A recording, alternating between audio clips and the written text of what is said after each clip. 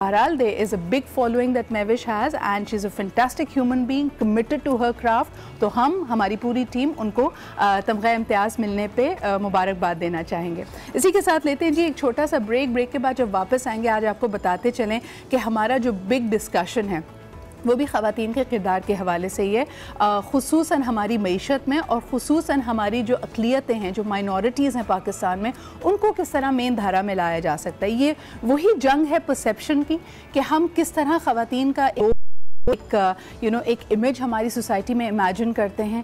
क्या हमारे यहाँ एक फॉल्ट लाइन मौजूद है जिसमें टकराव होता रहता है। हमने विमेंस डे पे भी इस इशू को उठाया था कि औरत मार्च के ज़रिए भी ऐसा लगता है कि दो मुख्तलिफ़ किस्म की सोचें हैं जो आपस में टकरा रही हैं और इसमें जो पिस रहा है तबका वो एक बहुत बड़ी मिडिल क्लास या मॉडरेट सोच रखने वाले लोग हैं जो दोनों तरफ एक्सट्रीम पे नहीं जाना चाहते, लेकिन उनके लिए कन्फ्यूजन भी सबसे ज़्यादा है। तो आज की यही गुफ्तगू होगी, हमारे साथ रहिएगा। अब लेते हैं एक छोटा सा break, we'll be right back.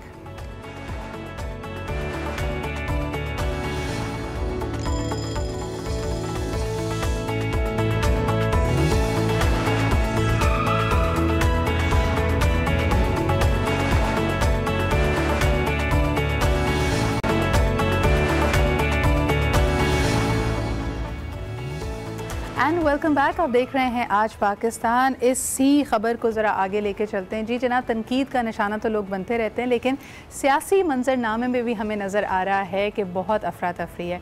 आज जितने लोग कराची में हैं, अगर आप अपनी सड़कों पे देखेंगे मूवमेंट कुछ इस तरह से है कि 10 बजे तकरीबन ये ट्रेन मार्च जिसका पीपल्स पार्टी ने ऐलान किया था उसको वो शुरू हो जाएगी and we see a lot of people जिनके पास पीपल्स पार्टी के फ्लैग्स हैं, उनके जो कारकुन हैं, उनके जो जियाले हैं, वो इस वक्त स्टेशन की तरफ रवां दवा हैं। लेकिन इसके अलावा क्या टॉप स्टोरीज हैं, let's take a look at that. हुकूमत के खिलाफ ट्रेन मार्च, पीपल्स पार्टी का कारवान आज निकलेगा। बिलावल भुट्टो ट्रेन मार्च की क़यादत करेंगे।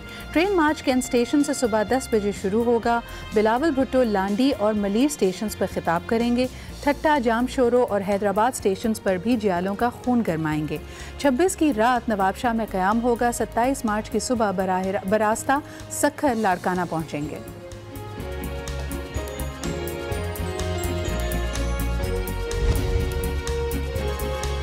वज़ीर-ए-आज़म इमरान खान का कहना है कि पीपल्स पार्टी ने माजी में जाली अकाउंट्स के ज़रिए अरबों की मनी लॉन्ड्रिंग की।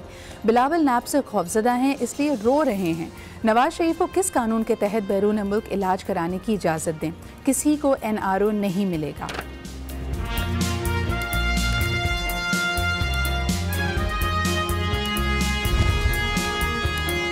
सुप्रीम कोर्ट नवाज शरीफ की तिब्बी बुनियादों पर ज़मानत की दरख्वास्त पर फैसला आज सुनाएगी। साबिक वज़ीर आज़म ने सज़ाए मुअत्तली केस में मज़ीद दस्तावेज़ात अदालत में जमा करा दिए।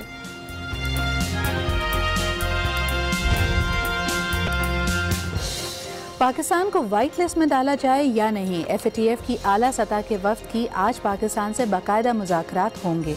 मनी लॉन्ड्रिंग से मुतालिक पाकिस्तानी इक़दामात का जायज़ा लिया जाएगा। जी जनाब, तो ये ट्रेन मार्च रवा दवा है, अपोजिशन हरकत में आ गई है। ख़ुसूसन हम देखते हैं कि पाकिस्तान पीपल्स पार्टी का एक शदीद रद्द अमल है और वो दोबारा कॉन्फिडेंस बिल्डिंग के लिए अपने वोट बैंक, अपने सपोर्टर्स के पास जाना चाहते हैं। उनका मानना ये है कि ये केसेस की सुनवाई ख़ास तौर पर जो नैब से रिलेटेड केसेस हैं जिसमें जरदारी साहब भी अदालत के सामने पेश हुए, इसके अलावा CM सिंध को भी अब उनकी तलबी हुई है इस्लामाबाद में, इस पर एक रद्द अमल है उनके कारकुनान का भी, लीडरशिप का भी। इसी आज हमने चौधरी मंजूर साहब को सुबह अपने साथ दावत दी। अस्सलाम वालेकुम sir, thank you sir for making time. Chaudhry sahab, इस वक्त जो सूरत हाल है, नैब के अदालती कार्रवाइयाँ, केसेस, उस पर एक शदीद रद्द अमल आ रहा है। एक ट्रेन मार्च का भी बाकायदा आज शुरुआत की जाएगी। कल हमने देखा कि कायरा साहब ने भी प्रेस कॉन्फ्रेंस की और गुफ्तगू में मीडिया को बताया कि वो अदालतों से घबराते नहीं हैं। इस वक्त क्या सूरत हाल है और आप ये जो जो आर्ग्यूमेंट्स हैं, जो कहा जा रहा है कि जी मराद दी गई, किसी को अनड्यू फेवर दिया गया है, उस पे आप लोग किस तरह चीजों को देख रहे हैं? देखिए हम उनसे क्या कहते हैं, वो कहते हैं जी कि ओमनी ग्रुप को आपने सब्सिडी दी है जी। जरा देख लीजिए जहांगीर खान तरीन को कितनी सब्सिडी मिली है, हुमायूं खान को कितनी सब्सिडी मिली, जिनकी शुगर मिल्स हैं। तो सबको अगर सब्सिडी दी गई तो सबको बुला लीजिए। फिर इसी तरह से वो कहते हैं जी ट्रैक्टरों पे आपने सब्सिडी दी है, गलत होगा, मुझे नहीं पता सही है कि गलत है, लेकिन सबसे ज्यादा सब्सिडी तो ट्रैक्टरों पे मिलर ट्रैक्टर वालों को मिली, बाकी ग्रुपों को उनको भी बुला लें, उनको जो है, मतलब शर्जील मेमन को आपने इश्तिहारों में गिरफ्तार किया हुआ है। पहले आप कहते थे कि 5 अरब रुपया उसके घर से बरामद हुआ है। मुझे बताएं वो 5 अरब रुपया किधर है? सही। चौधरी साहब, मैं आपके पास दोबारा आती हूँ। हमारे साथ लाइन पे हामिद मीर साहब भी मौजूद हैं, उनसे जानते हैं। हामिद साहब, इस वक्त जो सूरत हाल है, आज हम देख रहे हैं कि ट्रेन मार्च का भी बाकायदा आगाज़ किया जा रहा है। पीपल्स पार्टी का हमेशा से मौक़िफ़ रहा है कि वो अदालतों से घबराते नहीं हैं, जबकि वज़ीर आज़म इमरान खान साहब का कहना है कि जी क्योंकि ये प्रेशर बिल्डिंग अब उन पर हो रही है, उनको जवाबदेह होना पड़ेगा, एहतसाब हो रहा है, इसलिए बिलावल भुट्टो साहब रो रहे हैं। आप इस सिचुएशन को कैसे देखते हैं? इमरान खान साहब का एक अपना मौक़िफ़ है।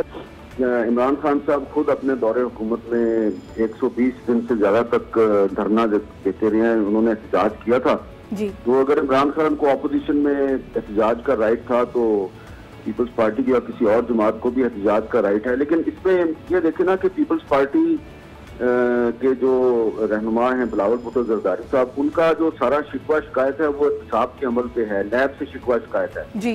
तो नैब का जो हेडक्वार्टर है वो लाड़काना में तो नहीं है, वो कराची से अगर ट्रेन मार्च करके लाड़काना की तरफ जा रहे हैं तो इसका मकसद सिर्फ ये लगता है कि वो ये बताना चाहते हैं कि सिंध में उनके पास स्ट्रीट पावर है, लोग उनके साथ हैं। लेकिन अगर वो ये समझते हैं कि उनके साथ ज्यादती हो रही है और नैब जो है वो नाइंसाफी कर रही है जी। तो फिर एहतजाज तो उनको लाहौर में या इस्लामाबाद में करना चाहिए। बिल्कुल। लिहाजा इस लिहाज से अगर देखा जाए तो ये जो ट्रेन मार्च है इसका मकसद सिर्फ और सिर्फ सिंध में अपनी स्ट्रीट पावर को उजागर करना नजर आ रहा है जी। इसकी सियासी लिहाज से समझ नहीं आती कि आप इस कराची से लाड़काना की तरफ क्यों जा रहे हैं। लेकिन हामिद साहब, इस बात पे भी थोड़ी सी वजाहत कीजिएगा कि पीपल्स पार्टी हमेशा कहती है कि वो अदालतों से नहीं घबराती, लेकिन इस दफ़ा ऐसा लग रहा है कि एहतसाब से ज़रूर घबराती है और किसी को NRO नहीं मिलेगा, ये बार बार वज़ीर आज़म साहब कह रहे हैं। इसको आप किस जाविये से देखते हैं? देखिए, पीपल्स पार्टी ने NRO नहीं मांगा है किसी से भी।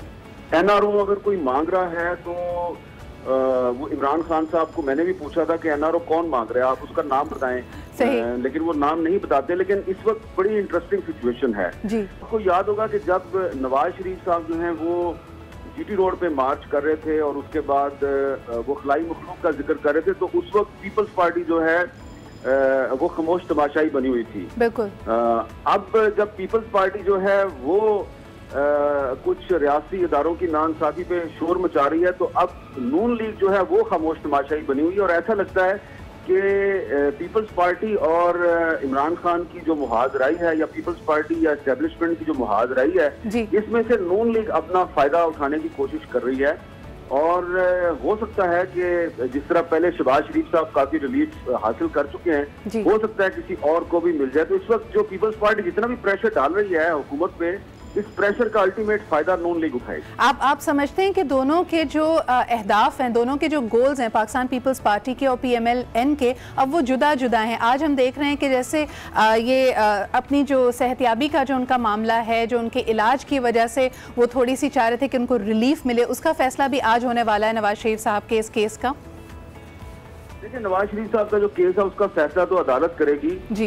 लेकिन ये बात बड़ी हैरानकुन है कि वो नवाज शरीफ साहब जो पहले कहते थे कि वो खलाई मखलूक के साथ कोई सौदेबाजी नहीं करेंगे और उनका एक बयानिया था, वो कहते थे मैं बड़ा नजरियाती आदमी हूँ, तो अब वो उनको इन अदालतों से ये तवक्को है कि उनको रिलीफ मिल जाएगा। तो अच्छी बात है अगर उनको रिलीफ मिल जाएगा। लेकिन जो असल बात जो है ना, इस वक्त जो कुछ भी हो रहा है वो मीडिया पे नहीं हो रहा है, वो बंद कमरों में हो रहा है। और मीडिया में मेरा सॉरी टू से हमारे जो अक्सर साथी हैं उनको पता ही नहीं है कि बिहाइंड द सीन हो क्या रहा है। तो मैं बार बार एक चीज आपको समझाने की कोशिश कर रहा हूँ कि इस वक्त पीपल्स पार्टी और हुकूमत के दरमियान जो टेंशन है, पीपल्स पार्टी जो प्रेशर डाल रही है, ट्रेन मार्च कर रही है, इसका फायदा नून लीग उठाएगी। सर, आखिरी सवाल आपसे करना चाहूंगी कि फवाद चौधरी साहब का जो बार बार ये एक बयान आता है कि ये दोनों पार्टियां अब्बू बचाओ मुहिम पे निकली हुई हैं, इस पे आप कुछ अपना रद्द-ए-अमल देना चाहेंगे?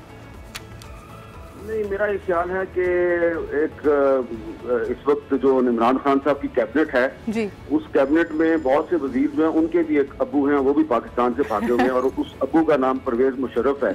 तो उस अब्बू को बचाने के लिए भी बहुत से लोग जो हैं वो सरगर्म अमल हैं। तो अगर फवाद साहब की बात दुरुस्त है तो फिर फवाद साहब के अपने बहुत से साथी और उनकी हुकूमत के बहुत से जो वजीर हैं वो भी अब्बू बचाओ मुहिम में खुलकर तो सामने नहीं आ रहे, क्योंकि अब तो चीफ जस्टिस ने कह दिया है कि बरतानिया में भी एक अबू था, उसका नाम क्रामवेल था, तो उसकी लाश को कब्र से निकाल के फांसी दी गई थी। तो हो सकता है कि इस अबू का अंजाम भी वही हो। बहुत बहुत शुक्रिया हामिद साहब हमारे साथ मौजूद होने का। चौधरी मंजूर हमारे साथ मौजूद है। आखिरी सवाल ज़रूर करना चाहूँगी सर, ये ट्रेन मार्च अब रवा दवा है और इस वक्त जो सबसे ज़्यादा इख्तलाफात आ रहे हैं, आपने जैसे खुद कहा कि भी जी सिंध की अदालतें और सारी चीज़ें बंद कर दी जाएँ, आप क्या समझते हैं ये मामला किस नहज पर पहुँचेगा? और इसका फिर अब जैसे अभी हामिद मीर साहब की बात भी हम सुन रहे थे कि लाड़काना तक ये ट्रेन मार्च जा रही है, उसके बाद क्या इसके असरात होंगे पाकिस्तानी सियासी मंजरनामे पर? देखिए, फिर आप एक काम करें, सिंध की अदालतें भी बंद कर दी, क्योंकि सिंध की तमाम अदालतों पे आपने अदम एतमाद कर दिया, और सिंध में नैब के दफातर भी बंद कर दिए, क्योंकि उस पर भी आपने अदम एतमाद कर दिया। तो उनको इधर ले आए, जरा ये जो KPK के अंदर है उनके सारे मुकदमात भी इधर ले आए। वहां पे PTI की हुकूमत नहीं है, तो PTI की हुकूमत के खिलाफ 15 इंक्वायरी चल रही है, खैबर बैंक चल रही है, मालम जबा पे चल रही है। अभी लेटेस्ट जो अनर्थ हुई है जी, वो 21,000 जाली स्टूडेंट्स, उन्होंने वो जो वॉचर पे 1100 रुपया 1150 रुपया लेते थे महीने की फीस, वो निकल आए। अब उनकी हर चीज जाली निकल रही है वहां पे, तो वहां पे कोई गिरफ्तारी नहीं हो रही, वहां पे कोई ऐसी चीज नहीं। जरा परवेज खटक साहब को गिरफ्तार कर लीजिए, तो चौधरी परवेज राय पे है, तो पंजाब के स्पीकर को भी गिरफ्तार कर लीजिए, अगर आप आगा सिराज दुरानी को कर रहे हैं। उनका ये है कि क्या वहां पे अदालतें काम नहीं कर रही, वहां पे नैब काम नहीं कर रही। अगर आप ये कहते हैं कि वहां पे खतरा है, तो क्या आप जितने गवाह या जितने इन्वेस्टिगेटर्स हैं, सारों की फैमिलीज और सबको आपने इस्लामाबाद या पंजाब में शिफ्ट कर दिया? ये कैसे आप एक पार्टी के खिलाफ एक असूल बनाएंगे, दूसरी के खिलाफ दूसरा बनाएंगे? बहुत बहुत शुक्रिया चौधरी साहब हमारे साथ मौजूद होने का। वक्त कम है हमारे पास, लेकिन आपके जो आर्ग्यूमेंट से जो मेन चीज़ आपने यहाँ पे स्ट्रेस की कि जी सिंध की अदालतों पे, सिंध के इदारों पे ऐसा लगता है कि अदम एतमाद है। सवाल यहाँ पे ये पैदा होता है कि फिर क्या पाकिस्तान पीटी, जो कि हामिद मीर साहब भी इसी का इशारा दे रहे थे, एक दफ़ा फिर सिंध कार्ड इस्तेमाल करने की कोशिश कर रही है? ये मार्च सारा का सारा सिर्फ और सिर्फ सिंध में ही हो रहा है, लेकिन इसका जो उनका कहना है कि इसका फ़ायदा PMLN को होगा, पाकिस्तान पीपल्स पार्टी को नहीं होगा। Let's see how this March goes forward. लेकिन इस वक्त हुआ है एक छोटे से ब्रेक का। ब्रेक के बाद हाजिर होंगे। देखते रहिए आज पाकिस्तान।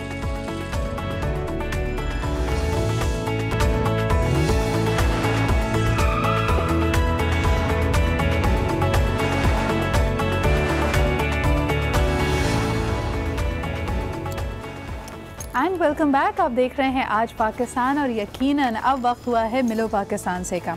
वैसे तो आपको बताते चलें कि जिस तरह हमारी ज़िंदगी ज़्यादा से ज़्यादा अब IT पे, सोशल मीडिया पे, इंटरनेट पे रिलाई करने लगी है, ये वर्चुअल रियलिटी हमारे लिए अब बहुत अहम भी है। कभी आपने सोचा है कि हमारी ज़िंदगी का और हमसे जुड़े कितनी सेंसिटिव इन्फॉर्मेशन हमने ऑनलाइन डाली हुई है, चाहे उसमें हमारी बैंकिंग इन्फॉर्मेशन हो, हमारा उठना बैठना, हमारी मूवमेंट्स हो। आई डोंट नो अगर आपके पास कभी आया हो, लेकिन साल जब कंप्लीट होता है और गूगल मैप्स आपको एक समरी भेजता है आपके ईमेल पे, आप उसको देख के दंग रह जाएंगे, बिकॉज वो आपकी एक एक मूवमेंट, आपकी जेब में जो मोबाइल फ़ोन होता है वो बताता है कि आप कहाँ कहाँ गए थे। सो ऑल दैट इन्फॉर्मेशन, आपने कहाँ मूवमेंट की, आपने क्या खाया, अगर आपने कितने पैसे खर्च किए, योर क्रेडिट कार्ड इन्फॉर्मेशन, आपके बैंक अकाउंट में कितने पैसे हैं, ये सब कुछ जब कंपनीज़ के पास ये डेटा होता है तो उनके लिए बहुत अहम हो जाता है आपके इस डेटा को महफूज बनाना। That is when the role of the IT security research officers come in टू प्ले। और पूरी दुनिया में, क्योंकि जिस तरह हम कहते हैं ना कि इंसान का तख्लीकी जहन है, उसी तरह तखरीबकारी की तरफ भी ये जहन उतना ही राग़िब होता है। तो हर वक्त इस तरह बदलती हुई टेक्नोलॉजी के साथ साथ जो हमारे सिस्टम्स हैं, जो इसकी बाउंड्रीज़ हैं, उसको भी स्ट्रॉन्ग करने की बहुत ज़रूरत पड़ती रहती है। इसीलिए हम देखते हैं कि पूरी दुनिया में इसके हवाले से मुकाबले होते हैं। हमारे लिए बाइस फ़ख्र है कि पूरी दुनिया के बेहतरीन IT सिक्योरिटी रिसर्चर्स में जो सफ़े अव्वल का जिसको सिक्योरिटी रिसर्चर करार दिया गया है, वो एक पाकिस्तानी है। आइए उनके बारे में एक रिपोर्ट आपको दिखाते हैं। जबलपुर से ताल्लुक रखने वाले पाकिस्तानी नौजवान का बड़ा कारनामा। IT एक्सपर्ट अशर जावेद ने दुनिया भर के 100 माहिरीन को मात देते हुए माइक्रोसॉफ्ट सिक्योरिटी रिसर्च में पहली पोजीशन हासिल कर ली। अशर इन दिनों जर्मनी में IT सिक्योरिटी रिसर्चर के तौर पर खिदमत सरअंजाम दे रहे हैं। हर साल दुनिया भर से 100 नए IT एक्सपर्ट सिक्योरिटी रिसर्चर मुंतखब करता है, जिसमें हजारों रिसर्चर शरीक होते हैं। मगर साल 2017-18 का ये एजाज पाकिस्तानी नौजवान अशर जावेद के हिस्से में आया। जी जनाब, और अब हमारे साथ लाइव मौजूद हैं अशर जावेद। अस्सलाम वालेकुम अशर, बहुत बहुत मुबारक हो आपकी इस काविश और इस अचीवमेंट पे। सबसे पहले मुझे बताइएगा कि इस कहानी की, इस सफ़र की शुरुआत कहाँ से हुई? इस वक्त आप जर्मनी में मुकीम हैं, क्या हमेशा से आप इसी फील्ड में इंटरेस्ट रखते थे? How did you reach this point? इस तरह जहाँ तक आपके सवाल का ताल्लुक है कि मैं किससे मुतासिर होके इस फील्ड में, सिक्योरिटी फील्ड में आया, या तो मैंने मास्टर जर्मनी से किया है। At that time I was lucky enough कि मेरे मास्टर प्रोग्राम में कुछ सिक्योरिटी कोर्सेज़ थे। मैंने वो सिक्योरिटी कोर्सेज़ लिए, उन्हें पास किया और अपना मास्टर में स्पेशलाइजेशन सिक्योरिटी के साथ की। उसके बाद मैंने डॉक्टरेट जर्मनी से, मेरी डॉक्टरेट का सब्जेक्ट भी वेब सिक्योरिटी में है, तो मैंने डॉक्टरेट भी सक्सेसफुली कंप्लीट की जर्मनी से। सो एज सच मैं किसी से मुतासिर नहीं था, बस मेरा एक अपना शौक़ था जब मैं मास्टर कर रहा था यहाँ जर्मनी से कि मैंने सिक्योरिटी की फील्ड में कुछ करना है। तो वेब सिक्योरिटी में मैंने डॉक्टरेट की और ये सारी तालीम, ये सब कुछ इस माइक्रोसॉफ्ट रिसर्च पार्टिसिपेशन में मैंने इसमें बहुत अहम किरदार अदा किया। तो ये एक बहुत ही अहम सब्जेक्ट है, क्योंकि हम देखते हैं लोग बार बार ये बात करते हैं कि डार्क वेब है, हैकर्स बैठे हुए हैं, मैलवेयर मौजूद है जो हमेशा हमारे डेटा को, हमारी इंफॉर्मेशन को, हमारी ज़िंदगियों को बहुत स्ट्रांगली अफेक्ट कर सकता है। लोगों की पूरी आइडेंटिटी की थेफ्ट हो जाती है और वो कुछ नहीं कर पाते, अपनी शनाख्त को वापस लेना लोगों के लिए मुश्किल हो जाता है। आप इस फील्ड के बारे में क्या कहेंगे? इस वक्त ये किस तरह इसमें जो अदवार हैं वो बदल रहे हैं? क्या मज़ीद इसमें पेचीदगी आ रही है? आप इस बारे में क्या कहना चाहेंगे, और खुसूसन आपके पेरेंट्स इस मौके पे क्या फील करते हैं? सिदरा, जहाँ तक आपके सवाल का ताल्लुक है कि वालिदैन और घर वालों की सपोर्ट, तो वालिदैन की दुआएं तो हर लम्हा शामिल हाल रहीं और अल्लाह पाक उनको सेहत तंदुरुस्ती के साथ ज़िंदगी दे। जैसा कि मैंने पहले कहा कि इस मकाम तक पहुंचने के लिए मुझे 2 साल मुसलसल मेहनत करनी पड़ी। Sidra, it's a lot of time consuming job. Like from 9 to 5 में जब जॉब से आता हूँ, उसके बाद मुझे एक्स्ट्रा टाइम बैठना पड़ा, sometime early in the morning, sometime late in the night. Weekends पे बैठा रहा, कंप्यूटर पे काम करता रहा। तो ये सब कुछ वाइफ की सपोर्ट के बगैर मुमकिन नहीं था। अब आपके सवाल का दूसरा पार्ट कि हुकूमत ने अब तक राब्ता किया या हुकूमत की तरफ से किसी ने कोई इनाम दिया, तो अब तक जब हम बात कर रहे हैं तो अभी तक हुकूमत की तरफ से कोई राब्ता नहीं किया गया। हम उम्मीद करते हैं कि इंशाल्लाह ताला आपकी आवाज़ लोगों तक पहुंची होगी। We wanted to highlight your achievement, but more importantly ये एक ऐसी फील्ड है जिसमें पाकिस्तान को और हर, मेरे ख्याल में मुल्क को, अपने सिस्टम्स को, चीज़ों को बहुत स्ट्रॉन्ग करने की ज़रूरत है। बिकॉज़ ख़ास तौर पर हम इतनी बड़ी आबादी का मुल्क है, हम चाहते हैं कि चीज़ें ऑनलाइन आएँ, चीज़ें सिस्टम में आ जाएँ, तो अब उसी तरह पर इन सिस्टम्स की सिक्योरिटी भी बहुत अहम होती है। तो Usher and people like Usher have a very strong role in our today as well as our future. इसी के साथ अब बढ़ते हैं जी एक ब्रेक की तरफ, लेकिन उससे पहले आपको बताते चलें मैजिक आयरन वंस अगेन आज हमारे साथ मौजूद है। और जितने लोगों ने पहले ये सवाल, ये मैसेज हमारा नहीं सुना था, उनको बताते चलें कि अब आपकी आयनिंग नीड्स को फुलफ़िल करने के लिए, इस काम को आसान बनाने के लिए फ़िलिप्स की मैजिक आयरन मौजूद है जो ख़ुद अपने आप को रेगुलेट करती है। टेम्परेचर का आपको इसमें बहुत ज़्यादा worry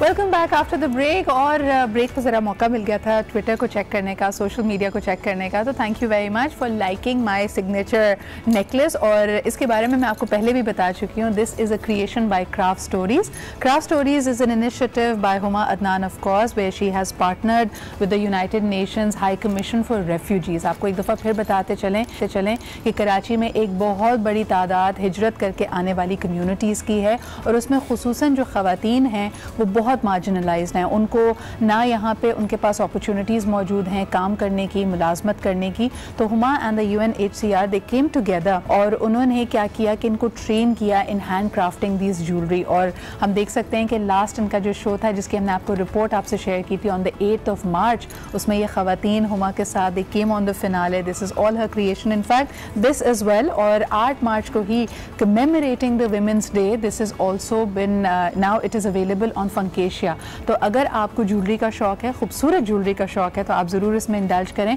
because every item that you buy brings actually a livelihood, a sustainable livelihood to these women जिनके पास इसके अलावा कोई ज़रिया माश नहीं होता। और इसमें यहाँ पे बात वज़ीर आज़म इमरान खान साहब की भी करना चाहेंगे, जिन्होंने अफ़गान महाजरीन को अब पाकिस्तान में बैंक अकाउंट खोलने की भी इजाज़त दी, which is a big milestone. And unless you bring them in the main circle of life, इनका अनफॉर्चुनेटली जो माशरे में वो इनको मज़ीद वल्नरेबल बनाएगा। एंड आज भी हमने यही बात करनी है, खुसूसन जैसे हमने प्रोग्राम की शुरुआत में कहा कि ख़वातीन को और उन ख़वातीन को जो मार्जिनलाइज या डिसएडवांटेज तबकों से ताल्लुक़ रखती हैं, उनको मेन स्ट्रीम में कैसे लाया जाए। हमारे पास दो बहुत ही ज़बरदस्त लेडीज़ मौजूद हैं जो कि एंटरप्रेन्योर्स हैं, जो कि ख़ुद मशाल्लाह राह हैं, और साथ साथ most importantly they appear to be role models for all the young people जो शायद पहली मुश्किल से या ज़रा सी फेलियर से घबरा जाते हैं, उनको हैंड होल्ड करना, उनको ये बताना कि नहीं जी इस रास्ते से कैसे गुजरना है। They both make time for a lot of mentees, बल्कि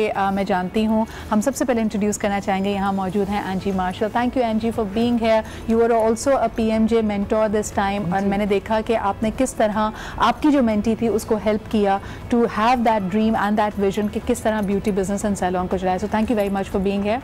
and we of course have with us Huma Adnan, my dear friend, and of course the person, the force behind the craft stories and Funkesia. You started doing funky things when they were not even in vogue. You were ahead of your time, huh? I think I was much ahead of my time. When I look back, I see, I mean, I did things which people are doing now. Yes. I think which is commendable from या fusion कह लीजिए, you know, actually imagining कि ये मुख्तलिफ ethnicities मिल के कोई चीज़ कैसे बन सकती हैं। This was your creation and you both have माशाल्लाह done very well for yourself. And जी थोड़ा सा पूछना चाहूँगी कि when girls and specially because you are a job creator, आपकी जो टीम है उनको आपने मुख्तलिफ जगहों से पिक करके आपके पास आए हैं, उनको ट्रेन किया है, तो हमारे जहनों में लोग कहते हैं कि you know when you have no choices, when you are coming from a underserved area, तो ख्वाब देखना या विजन होना बहुत मुश्किल होता है। Is that true? नहीं, मैं इस बात से बिल्कुल मुत्तफिक नहीं हूँ सिद्रा। आई थिंक कि ख्वाब तो हर कोई देखता है, बिल्कुल, और बहुत बड़े बड़े ख्वाब देखता है, लेकिन उन ख्वाबों की ताबीर ज़रा मुश्किल हो जाती है। Unless you don't find the right people, you can't you can't achieve what you want. But आप यकीन जानिए कि इस कदर टैलेंट है हमारे मुल्क में, and especially girls are really talented and they really want to make it big in life. Right. I'm sure Huma is going to agree with me because इनके साथ भी यही है कि जो लोग आते हैं, जैसे मैं कहती हूँ कि एक तो वो लड़की होती है जिसके पास वसाइल हैं, वो अपना सैलून खोल लेती है। मैं बात कर रही हूँ for example the staff that you have. जी, आप उनकी कभी कहानियाँ सुने तो वो बेचारियाँ मेहनत कर रही हैं, पहले अपनी फैमिलीज को सपोर्ट करती हैं, then they are saving money for their own marriages. There have been times कि मैं उनके साथ बैठ के लिटरली रोई हूँ। हाँ, बिकॉज इतनी सैड स्टोरीज होती हैं। बाज़ दफ़ा ये होता है कि जो भाई हैं वो कुछ नहीं कर रहे होते हैं, जो बाप हैं वो एडिक्शन में होते हैं, you know, they either drink और दे टेक नशा या कुछ इस तरह से चीज़ होती है, या बेसिकली वो घर पे ही रहते हैं, काम ही नहीं करते। तो सारी रिस्पॉन्सिबिलिटी जो है वो बाज़ दफ़ा लड़कियों पे आ जाती है, और उनको बिल्कुल समझ नहीं आती कि वो किस तरह से, तो वो फिर किसी ना किसी के ज़रिए हम तक पहुँचते हैं, या जो प्रोफेशनल लोग होते हैं उन तक आते हैं। तो उनको फिर आपको ट्रेन करना होता है, उनको आपको ना सिर्फ ये कि जॉब के लिए या प्रोफेशनली उनको ट्रेन करता है, बट आप उनको मॉरल सपोर्ट की भी बहुत ज़रूरत होती है। बिल्कुल। अच्छा हुमा, आपका एक्सपीरियंस क्या रहा है when you have women joining your work force, चाहे वो कारीगर के तौर पे आएँ या क्राफ्ट स्टोरीज़ में भी जो रेफ्यूजी वुमेन थी, इनकी कहानियाँ जैसे बिल्कुल एंजी ने कहा कि बहुत दर्दनाक होती हैं, but when they immerse themselves in a craft, in an art, when they are learning, आप इनकी पर्सनैलिटी में चेंज देखते हो? बिल्कुल, कम्प्लीटली। एक्चुअली मेरा तो इस तरह से था कि I picked up raw refugees which were who had no life, who had no direction, who did not know what to do with themselves. They had come from war zones, they had come from places जहाँ you know उनको literally 45 minutes लगे थे मिले थे to leave their homes. So you know these kind of stories when I hear from them, and of course when I train them, हम लोग जब बैठ के बातें करते हैं, बीच में gaps आते हैं, तो they tell me their stories and they tell me how they you know they had to run away from their homes. Their fathers and their forefathers did not want to leave, especially Afghanistan mein. The youngsters left, the oldies they wanted to stay back and hold on to their land thing, yeah. And so and Syrian women, one of the Yemeni women told me how she held on to an oil tanker because there was no passenger ship that was leaving when she left. यानी लोग कहते हैं ना कि वो आप Mediterranean सी को देखें, वो दुनिया का अनफॉर्चुनेटली सबसे बड़ा कब्रिस्तान है, क्योंकि पूरे अफ्रीका से और इन वॉर एरिया से जब लोग बेचारे अपनी जान बचा के वहाँ से हिजरत करते हैं तो छोटी छोटी बोट्स में, और आप इतने गहरे समंदर को, मेडिटेरेनियन सी को, उस छोटी सी लोग की ये जद्दोजहद में बाजी हार जाते हैं. So when they come, यहाँ पे उनको, you know, what is the kind of, you know, situation they face? Well, she said कि we stopped at several ports, and the only port that opened for us was here in Pakistan. And she said कि we are very thankful to the government of Pakistan to give us space. I mean, I had no idea that there were Syrians in Karachi until I started working with UNHCR. So there was not just Afghanis, there were Syrians, there were Yemenis, there were Sudanese, Burmese. I have a Burmese woman working with me, Rohingyan, and she's very good.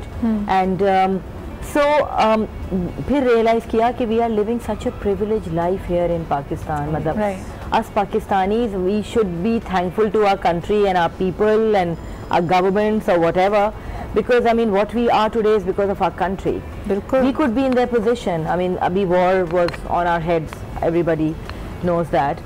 So we could be in the same situation. तो हमने तो ये अगर 2 generation पहले देखें तो ये हमारी हिस्ट्री भी रही है. When our forefathers migrated from India and they came and they, you know, we are only the second generation. कभी आप उस पर्सपेक्टिव में सोचते नहीं हैं इस बात को. लेकिन जी यहाँ पे एक और बात जो हम कहते हैं कि एक तो कराची में इनवर्ड वैसे ही माइग्रेशंस बहुत होती हैं. You know, it is open to everybody in Pakistan to come and have a livelihood है. फिर refugees भी हैं. What do you think? How should the city be, you know, envisioning कि आगे और future में कैसे जाना है? क्योंकि इतने सारे लोग आ रहे हैं, इनको vulnerable भी नहीं बनाना है. इनको सबको काम भी मिले, रोजगार भी मिले, ये मोहब्बत भाईचारे से रहें भी. बिल्कुल. देखिए, मेरे हिसाब से ट्रेनिंग सेंटर्स होने चाहिए, स्पेशली जो है इधर. And then things are very private, जो चीज़ें वो बहुत एक्सपेंसिव हैं. लाइक इवन अगर मेरे पास भी कोई आता है ऑन देयर ओन तो obviously I am going to charge them a certain amount. लेकिन अगर कोई ऐसा इदारा होता है बहुत सारे, लेकिन वो सिर्फ नाम की हद तक है, अपने अपने साइलोज में उनकी एक मेरे ख्याल में उनको आपस में मिलकर बैठना बहुत जरूरी है. बिल्कुल. और दूसरी चीज़ ये है कि लोगों को पता भी नहीं है. So these things should be made public. लोगों को छोटे मोहल्लों में लोगों को पता होना चाहिए कि ये एक ऐसी जगह है और सेफ जगह है जहाँ पे अगर लड़कियां, मैं इस वक्त लड़कियों की ज्यादा बात कर रही हूँ. अच्छा, आपको बताते चलें कि पिछले दिनों जो बहुत ही एक कंट्रोवर्शियल स्टोरी बनी हुई थी, कल भी हमने उठाया कि 2 अंडर एज माइनर लड़कियां जिनको फोर्सफुली हिंदू लड़कियों को कन्वर्ट किया गया.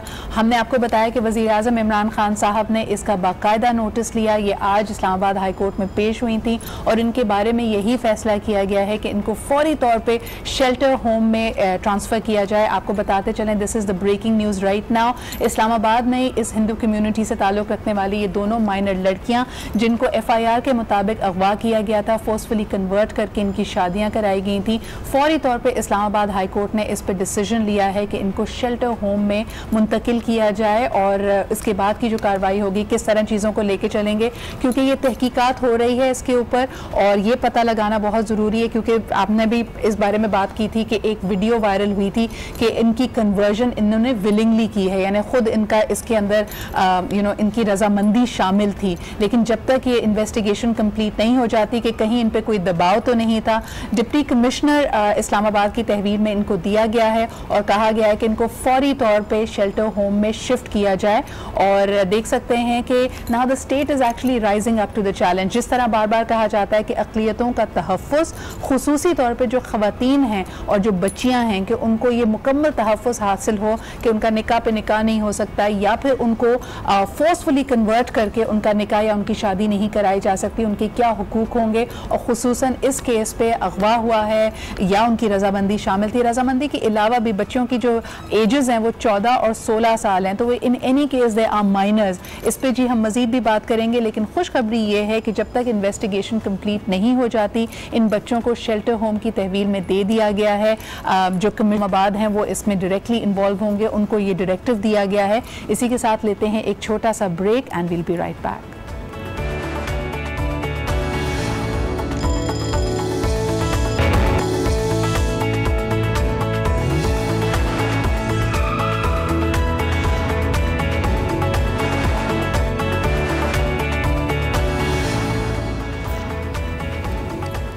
Welcome back. और जी ये अच्छी खबर के बाद कि finally the state is rising up to the challenge और इस पर एटलीस्ट इन्वेस्टिगेशन हो रही है। आई एम श्योर कि इसमें लीगल रिफॉर्म्स की भी ज़रूरत है ताकि हमारे यहाँ जो अक़लियतें हैं, खुसूसी तौर पे जो ये फोर्स्ड कन्वर्जन का मामला है, इसकी कुछ रोकथाम हो सके और वो स्टेट में, रियासत में, अपनी कम्यूनिटी में एक एहसास तहफ़्फ़ुज़ उनके अंदर आए। लेकिन ये एहसास तहफ़्फ़ुज़ क्या सिर्फ रियासत की ज़िम्मेदारी है या बतौर माशरा भी हमें इस चैलेंज के लिए राइज़ अप करना चाहिएगा? I have two wonderful entrepreneurs with me जो अपना अपना हिस्सा, अपना अपना कंट्रीब्यूशन इस टास्क में डाल रहे हैं। आपके और मेरे घर में भी हम अक्सर देखें कि इसी वल्नरेबल कम्युनिटी, ऐसी वल्नरेबल तबके से ताल्लुक़ रखने वाले लोग हमारे डोमेस्टिक हेल्प के तौर पे आते हैं। हमारा रवैया उनके साथ क्या होता है? हमें सबको पता है कि जी मिनिमल वेज हमारे यहाँ 16,000 या 18,000 होनी चाहिए। आप में से घर में काम करने वाली कितनी हेल्प को हम ये अमाउंट देते हैं, ये हम सब के लिए एक क्वेश्चन मार्क है। आप क्या कहेंगे अंजी, जो सोशल सिक्योरिटी है for anybody and specially the most vulnerable of communities, आपने खुद कहा कि जी हेल्थ केयर उनके लिए मुश्किल, तालीम उनके लिए मुश्किल, नथिंग इज़ अफोर्डेबल। एक लोग कहते हैं कि जी जो कमाते हैं उसका 80% तो बेचारे खुदो नोश यानी खाने पीने की अशिया में चला जाता है, फिर बाकी में क्या कोई एजुकेशन हासिल करे, क्या हेल्थ केयर हो। What do you think we should do? I think कि वही वाली आपकी बात है कि स्टेट को भी करना चाहिए and then we as individual should also try to, सबसे जो चीज़ लैक करती है वो है एजुकेशन। राइट।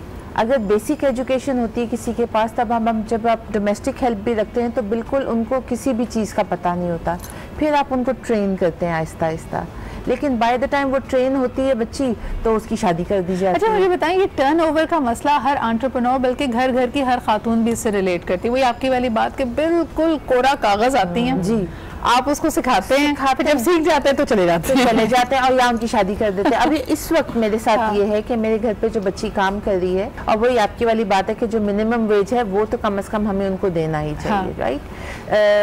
अब वो she doesn't want to leave, लेकिन उसके घर से प्रेशर है कि नहीं वापस चलो, गांव चलो, और वो ना वो बेचारी घर की रहती है ना घाट की रहती है, बिकॉज वो सीख भी जाती हैं।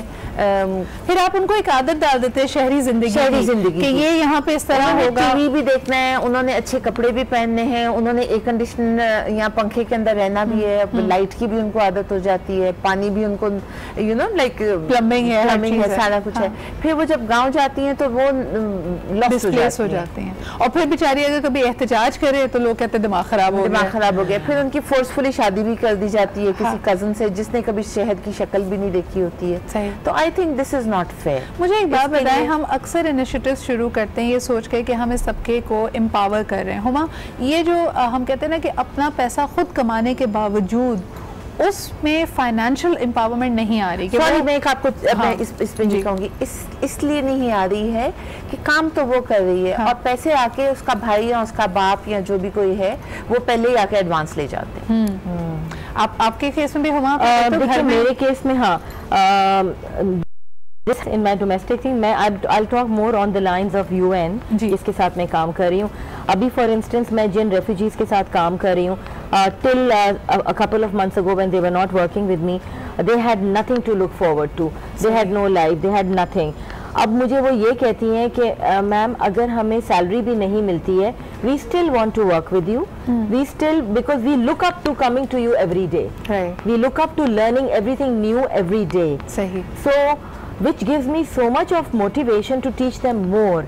So they come, yes, we are very friendly with each other, we discuss each other's family issues as well, they all have issues, मगर वो एंड ऑफ द डे वो ये कहती हैं, बल्कि अरब न्यूज़ का एक कॉरेस्पॉन्डेंट आया हुआ था एट माई इवेंट एंड उसने मुझे बताया, कहने लगा कि you no they seemed very contented with what they are doing.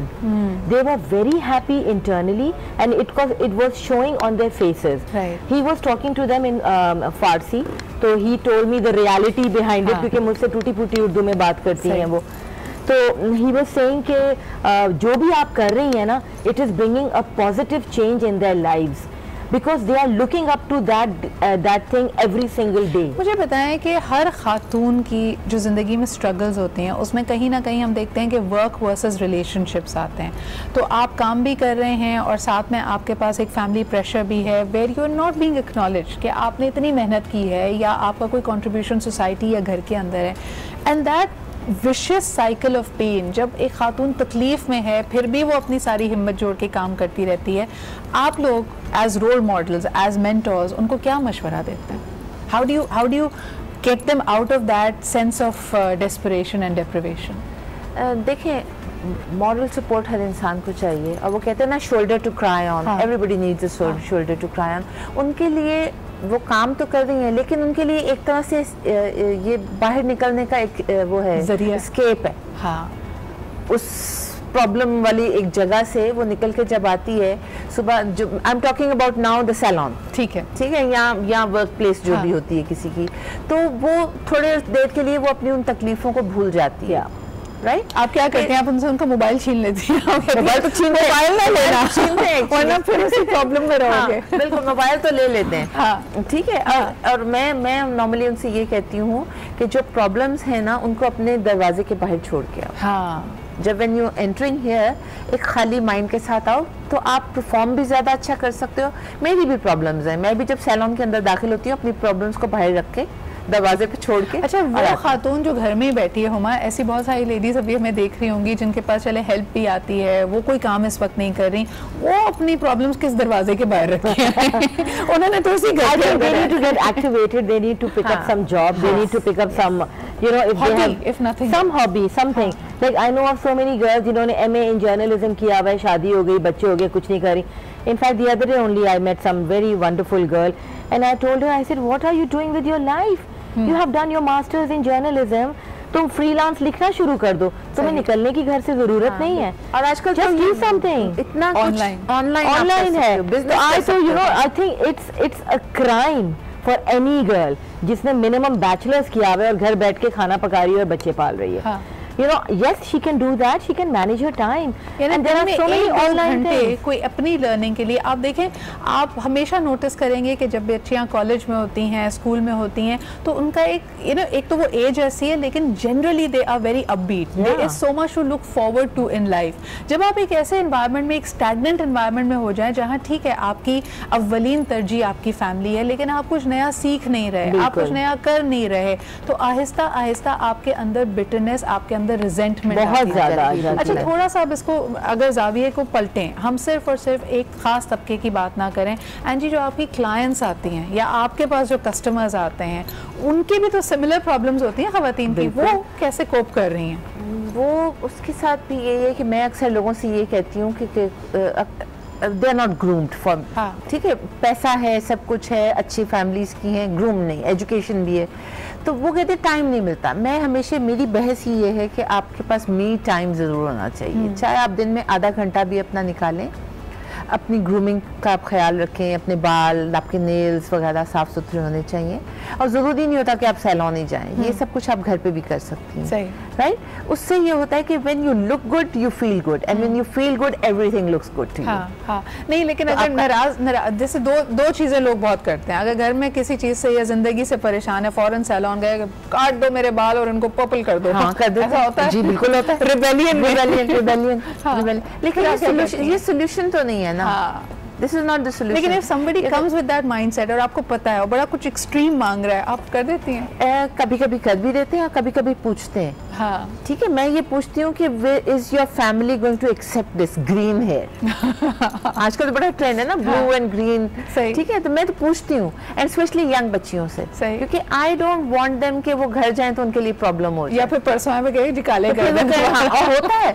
होता है कि मैंने गलत डिसीजन लेती है. मैं कहती हूँ okay, we will do it, but you go and think about it. ठीक है, और sit here, think about it, मेरे साथ डिस्कस करो what your lifestyle is, and then we will do it for you. अच्छा, यही चीज़ पहनावे में आती है हुमा. अक्सर लड़कियां ये फील करती हैं कि वो जिस तरह अपने आप को अपने लिबास के जरिए एक्सप्रेस करना चाहती हैं, उनको इजाज़त नहीं मिल रही. घरों में अक्सर ये लड़ाई होती है ना कि जी मुझे जीन्स पहनना है, मुझे स्कर्ट पहनना है, नहीं तुमने ये नहीं पहनना, या तुम्हारी शर्ट की लेंथ इतनी होनी चाहिए. आप उनको क्या मशवरा देते हो कि when they want to? I always tell them they have to listen to their elders. पता है आजकल क्या, ये मिलेनियल किड्स है ना, they want to do multitasking, they want to do everything differently, they want to do everything their way. ठीक है, मेरे भी बच्चे हैं, I have teenage kids as well, and I see my own children. तो उनका ये है कि 24 आवर्स में सिर्फ 6 घंटे सोना है, 1 घंटा जिम करना है, उसके बाद ये स्कूल जाना है. School I see literally they work on a schedule. सही. To the extent, तो ये जो आप clients की बात कर रहे हो, इनका भी यही हाल है basically. हाँ. ये जो बच्चियाँ आती हैं मेरे पास, they bring me a picture of Kareena Kapoor and they tell me, oh, we want to look like her, we want to wear this lehenga, whatever. Then I tell them, okay, you know, what is the occasion? Why do you want to wear this? What kind of a crowd will there be? What family? Like she said.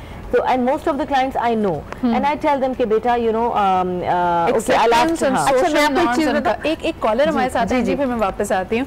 Hello जी, अस्सलाम वालेकुम.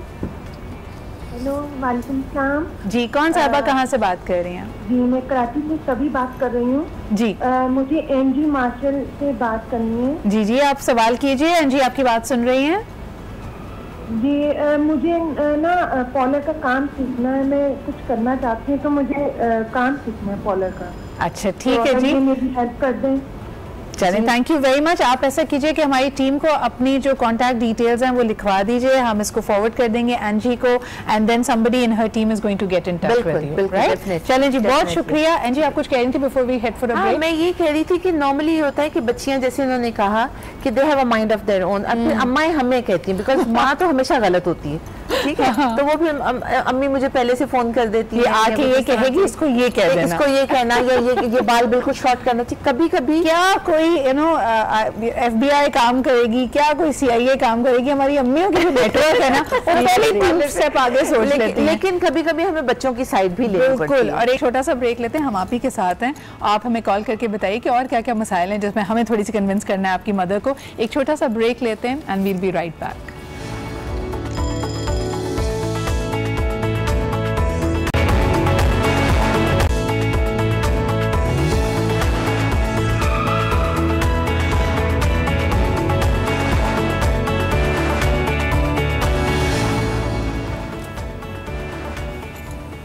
Welcome back after the break. और हमने offline भी बड़ी गप लगाई है, बातें की हैं बहुत सारे इश्यूज़ के बारे में. द फैक्ट रिमेन्स के empowerment, how do we actually define it? कहीं ना कहीं हर एक की ज़िंदगी में एक फेज़ गुजरता है जब वो हर चीज़ अपने तरीके से देखना चाहता है, जब इवेंचुअली उसकी दूसरे की कोई भी कही हुई बात एक पाबंदी की तौर पर फील होती है.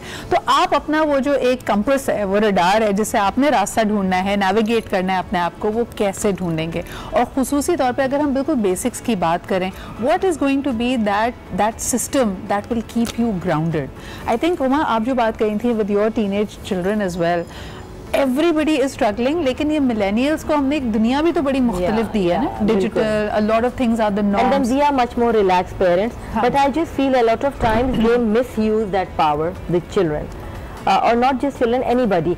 Like, you know, I want to achieve something, I want to be an achiever. I think I will go out of the way, probably out of line, to self-actualization में जाने के लिए कि okay, I can do this, I can do that, so I am allowed to do this, I am allowed to have a relationship, I am allowed to, you know, things like that. I think आपको लगता है कि कई दफ़ा जिस चीज़ को you know, for example कि अगर मीडिया में है तो कई चीज़ों को एक्सक्यूज़ के तौर पे हमने इस्तेमाल कर लिया, जैसे, और ये मेरे ख्याल में सिर्फ मीडिया तो बदनाम इसलिए क्योंकि मीडिया सबकी नज़र के सामने आ जाता है, लेकिन बैंकिंग है, कोई और शोबा भी है जी, उसमें लेट नाइट सिटिंग्स हो रही हैं and you sort of accepted that. जी बिल्कुल. हम दोनों के प्रोफेशन में just to empower myself, I can do anything in this world. No, that's not आपको right. एडजस्ट, यानी एक तरह से मैसेज दूसरों को दिया जा रहा है कि आप एडजस्ट करें, ये हमारा चोजन लाइफस्टाइल है. ये भी तो एक कॉन्फ्लिक्ट का बहुत बड़ा इशू बनता है. एंड जी, so how do we resolve this in house? देखिए, आई थिंक हमें स्पेशली विद यंग गर्ल्स, ये चीज़ें जो है ना, ये घर से स्टार्ट होती हैं. आप बहुत ज़्यादा सख्ती भी ना करें बच्चों पे, लेकिन उनको आप एक लिबर्टी दें उनको, लेकिन एक जो ट्रस्ट का फैक्टर है ना, वो आप उनके अंदर अगर डालते हैं कि वी ट्रस्ट यू, लेकिन आपको ये नहीं भूलना कि आपकी फैमिली के या आपके कल्चर के या हमारा जो एक इवन रिलीजियस जो हमारी कॉन्टेक्स्ट है, हर रिलीजन अच्छी चीज़ ही सिखाता है. बिल्कुल, ठीक है ना, be it mine or yours or anybody else. अच्छा जी, एक बात मैं before we wind up the show ये ज़रूर लाना चाहूँगी कि girls, young girls, because we understand कि वो आप किसी भी तबके से ताल्लुक़ रखें, आप वल्नरेबल होते हैं. खुदा ना खासा अगर आपसे गलती हो जाए या कोई ऐसी चीज़ जो आप परसीव करें कि अब ये गलत हो गया है, कई दफ़ा हम उस पर पर्दा डालते हैं ये सोच के कि घर वालों का तो और शदीद रिएक्शन आएगा और मुझे ही गलत समझा लेकिन जाएगा। उससे फिर एक गलती जो है वो दूसरी गलती और फिर तीसरी गलती और फिर वो बहुत ज्यादा गलत। And they become very brave then. They're like, okay, we can get away with this, we can get away with anything. How should parents, because you're both parents as well, माँ बाप वालदैन ये अपने बच्चों को एतमाद कैसे दें कि बेटा अगर गलती होगी तो सबसे पहले हमें आके बताओ, बिकॉज हम तुम्हारे खैर ख्वाह हैं। बिल्कुल बिल्कुल, मैंने कम से कम हम ये रास्ते में यही बात कर रहे थे मैं और हुमा कि आपको अपने बच्चों के साथ क्लोजनेस बहुत ज़रूरी है। और आपको ये नहीं भूलना कि अगर हम आज इस स्टेज पे पहुंचे हैं तो हमारा एक एक्सपीरियंस है, हमने भी गलतियां की थी, हमने भी बहुत सारी चीज़ें ऐसी थी जो अपने माँ बाप से छुपाई, लेकिन हमारी जनरेशन में और हमारे माँ बाप वाली जो जनरेशन थी उसमें यही फ़र्क होना चाहिए कि अब चूँकि हमने वो भी देखा और अब ये भी देख रहे हैं, सही राइट है ना। तो मतलब उस वक्त फ़ोन कितने मुश्किल होता था, एक ही फोन होता था पूरे घर में, अब हर किसी के पास फोन है। So what we went through, we have to understand that and we have to make our children realise कि ये आपके पास एक चीज है लेकिन इसको आपने मिसयूज नहीं करना। अगर हम आपको आजादी दे रहे हैं said then done. the reality is that इसलिए मैं कहती हूँ कि इस जनरेशन के जो पेरेंट्स होंगे ना वो ज्यादा समझदार होंगे क्योंकि आप उनको बेवकूफ नहीं बना सकते। बिल्कुल। बहुत बहुत शुक्रिया Huma and Angie for being here with us. हमने बहुत सारे इश्यूज पे बात की, लेकिन खुसूसन जो लड़कियों के लिए एम्पावरमेंट या उनका मकाम है कि वो अपने ख्वाबों को हकीकत बनाए, यकीनन उसमें उनकी सपोर्ट की ज़रूरत है, लेकिन साथ साथ उनको गाइडेंस की भी ज़रूरत है। And that is where the parents and specially the mothers come through कि आपको उनका दोस्त बनना है। इसके अलावा बहैसियत एक माशरा भी अगर आप किसी की इस्लाह कर सकते हैं, किसी की ज़िंदगी को बेहतर बना सकते हैं, डू प्ले योर पार्ट। इसी के साथ मुझे इजाज़त दीजिए, आपसे फिर मुलाकात होगी। आखिर में एक दफ़ा फिर कहती जाऊँ, craft stories helping refugee women. If you are interested in beautiful jewelry, please visit Funkasia and take a look at it yourself। इसी के साथ मुझे इजाज़त दीजिए, खुदा हाफ़िज़।